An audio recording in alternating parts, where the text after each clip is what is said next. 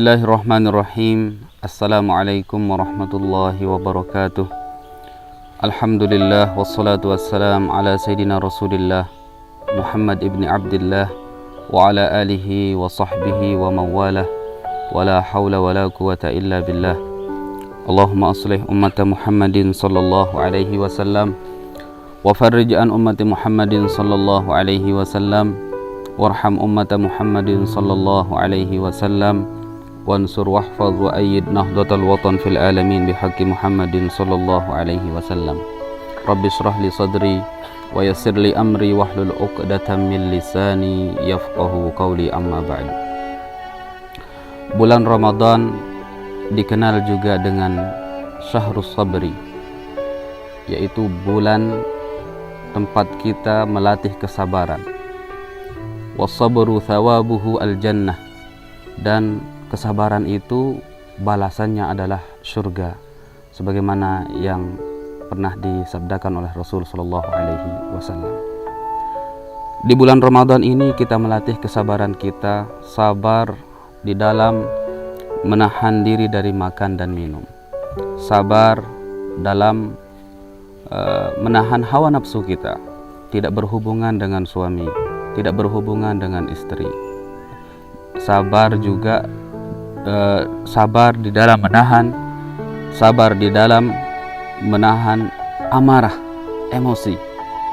Karena sabar itu bukan hanya sabar ketika menghadapi musibah, bukan saja hanya sabar ketika mengalami suatu permasalahan, tidak. Akan tetapi sabar itu adalah sabar di dalam menjalankan perintah Allah Subhanahu wa taala, sabar dalam meninggalkan semua yang dilarang oleh Allah Subhanahu wa taala. Sebagaimana yang dikatakan oleh ulama, as-sabru salasatu aqsam. Sabar itu ada 3. Yang pertama adalah as-sabru 'alal faraid. As-sabru yang pertama adalah as-sabru 'alal faraidi. Sabar di dalam menjalankan perintah Allah Subhanahu wa ta'ala.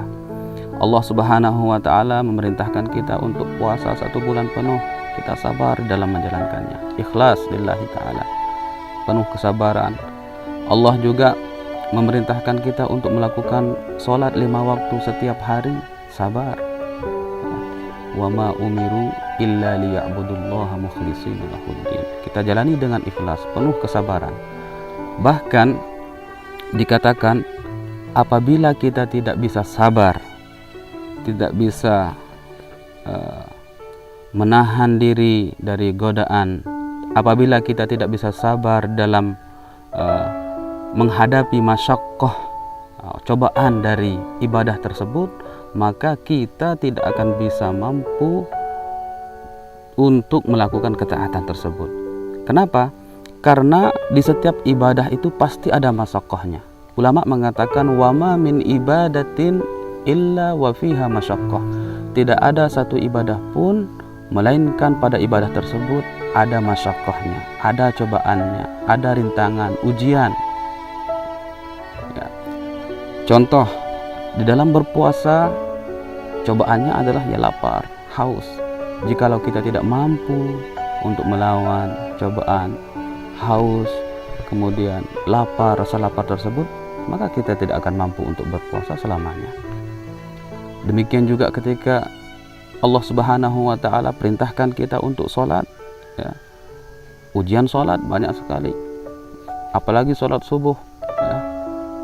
Kita lagi enak-enak tidur, disuruh bangun sholat dalam keadaan ngantuk.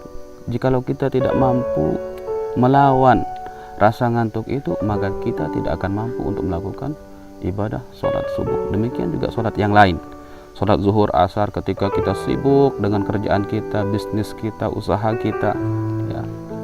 Ada yang kerja di pasar, ada yang di pertambangan. Jikalau kita tidak mampu menahan diri dari masyaqqah dari ibadah tersebut, maka kita tidak akan mampu untuk melakukan sholat zuhur dan asar. Jikalau kita tidak mampu meluangkan waktu kita dari bisnis kita, dari usaha kita, maka kita nggak akan mampu untuk melakukan ibadah sholat zuhur dan asar.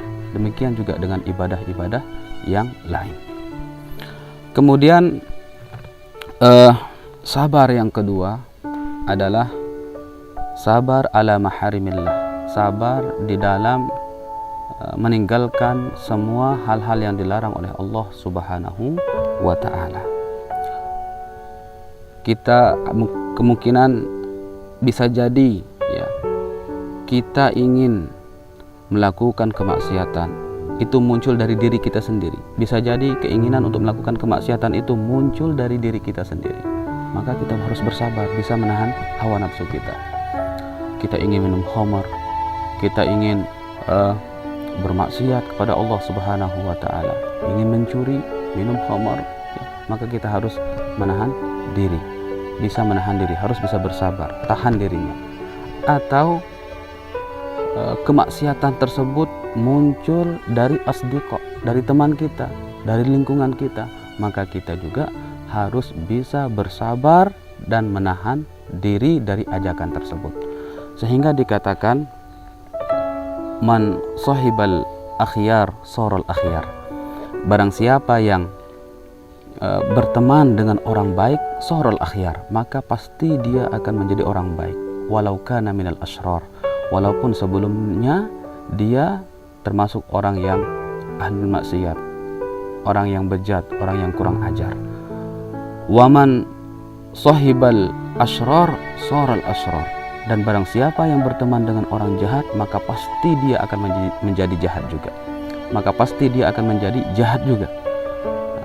Walau kana minal akhyar, walaupun sebelumnya dia itu adalah orang yang baik, orang yang soleh, tapi karena pergaulan, karena lingkungan, dia berteman, dia bergaul dengan orang-orang jahat, dengan orang-orang yang kurang ajar, maka akan berubah. Yang tadinya baik akan menjadi jahat. Itu dengan sebab lingkungan, pergaulan. Kemudian sabar yang ketiga adalah as-sabru indal musibah. Nah, inilah yang biasa kita ketahui. Ya, as-sabru indal musibah.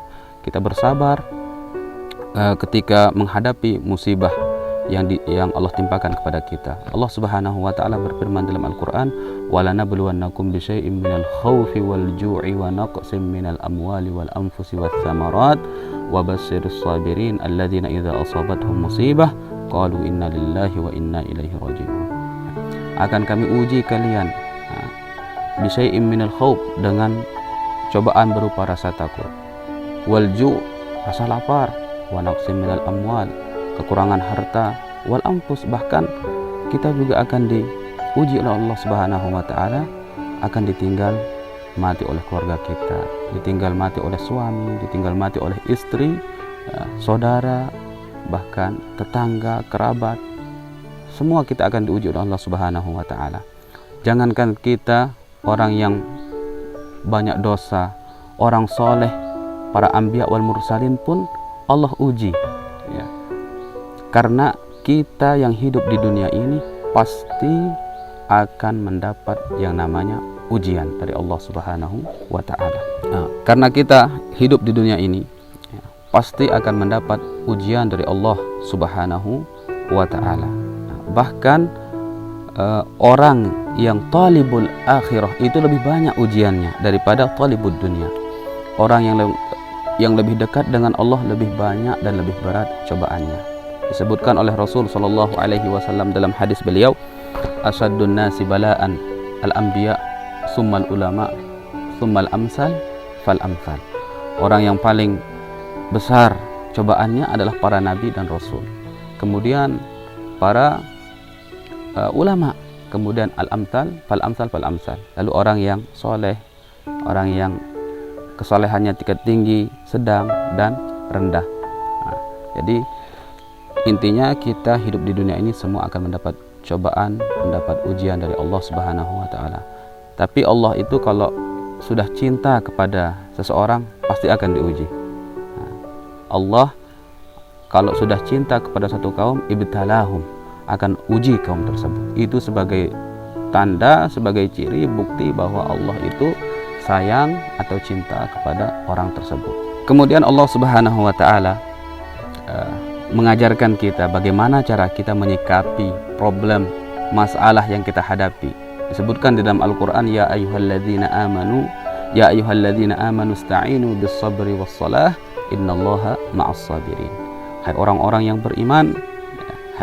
yang beriman, bantulah dirimu dengan cara bersabar dan juga dengan cara sholat. Jadi ada dua cara di dalam menyikapi masalah yang kita hadapi. Yang pertama, sabar. As-sabru inda sadmatil ula, katanya. Sabar itu adalah ketika benturan yang pertama, ketika kita mendengar pertama kali musibah tersebut, lalu kita bersabar bahwa semuanya itu akan kembali kepada Allah Subhanahu wa taala.